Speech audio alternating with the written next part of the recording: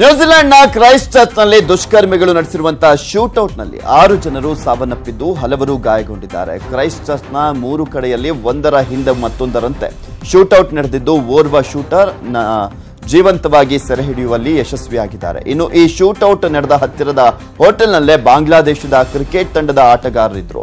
ಆದರೆ ಅದೃಷ್ಟವಶಾತ್ ಯಾವುದೇ ರೀತಿಯಾದಂತಹ ತೊಂದರೆ ಆಗದೆ ಸ್ವಲ್ಪದರಲ್ಲೇ ಸೇಫ್ ಆಗಿದ್ದಾರೆ. ನಾಳೆ ಕ್ರೈಸ್ಟ್ ಚರ್ಚ್ನಲ್ಲೇ ನಡೆಯಬೇಕಿದ್ದಂತ 3ನೇ ಟೆಸ್ಟ್ ಪಂದ್ಯದಲ್ಲಿ ಭಾಗವಹಿಸಲೆಂದು ಬಾಂಗ್ಲಾ ಟೀಮ್ ಬೀಡು ಬಿಟ್ಟಿತ್ತು.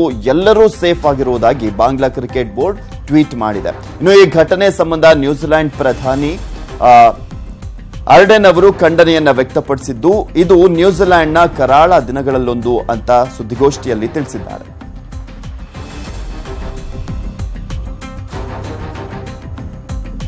ನ್ಯೂಜಿಲೆಂಡ್ ಕ್ರೈಸ್ಟ್ ಚರ್ಚ್ ಬಳಿ ಶೂಟೌಟ್ ಆಗಿರುವಂತದ್ದು. ಈ ಶೂಟೌಟ್ನಿಂದ 6 ಜನರು ಸಾವನ್ನಪ್ಪಿದ್ದು ಹಲವರು ಗಾಯಗೊಂಡಿದ್ದಾರೆ. ಕ್ರೈಸ್ಟ್ ಚರ್ಚ್ನ 3 ಕಡೆಯಲ್ಲಿ ಒಂದರ ಹಿಂದೊಂದರಂತೆ ಈ ಒಂದು ದಾಳಿಯಾಗಿದೆ.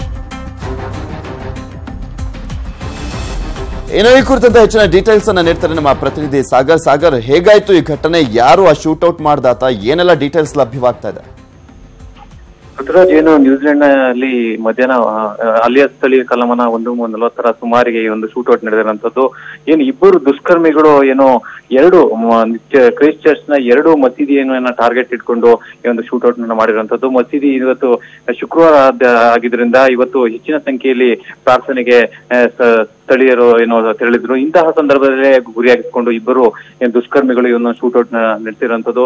50ಕ್ಕೂ ಹೆಚ್ಚು ಗುಂಡುಗಳನ್ನು ಹಾರಿಸುವ ಮೂಲಕ ಏನು ಸ್ಥಳೀಯರನ್ನ ಟಾರ್ಗೆಟ್ ಮಾಡಿ ಗುಂಡನ್ನು ಹಾರಿಸಿದ್ದಾರೆ. ಈ ಒಂದು ಘಟನೆಯಲ್ಲಿ 6 ಜನ ಸ್ಥಳದಲ್ಲೇ ಸಾವನ್ನಪ್ಪಿದ್ದು 10ಕ್ಕೂ ಹಲವರು ಗಾಯಗೊಂಡಿದ್ದಾರೆ.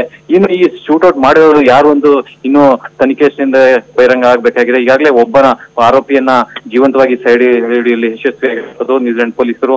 ಈ ಒಂದು ಘಟನೆಯನ್ನ ಅಲ್ಲಿನ ಪ್ರಧಾನಿಯನ್ನು ತೀವ್ರವಾಗಿ ಖಂಡಿಸಿದ್ದು. ಇದೊಂದು ನ್ಯೂಜಿಲೆಂಡ್ ನ ಕರಾಳ ದಿನ ಅಂತ ಗುರುತಿಸಿದೆ, ಹೇಳಿಕೆಯನ್ನು ಕೊಟ್ಟಿರುವಂತದ್ದು. ಇನ್ನು ಪ್ರಮುಖವಾದ ವಿಚಾರ ಅಂದ್ರೆ ಈ ಒಂದು ಘಟನೆ ವೇಳೆ ನ್ಯೂಜಿಲೆಂಡ್ ನ ವಿರುದ್ಧ ಆಡ್ಬೇಕಂತ ಬಾಂಗ್ಲಾ ಟೀಮ್ ಕೂಡ ಅಲ್ಲೇ ಒಂದು ಹೋಟೆಲ್ ನಲ್ಲಿ ತಂಗಿದ್ದು ಸ್ವಲ್ಪದರಲ್ಲೇ ಪ್ರಾಣಾಪಾಯದಿಂದ ಪಾರಾಗಿದ್ದಾರೆ. ಪೃಥ್ವಿರಾಜ್.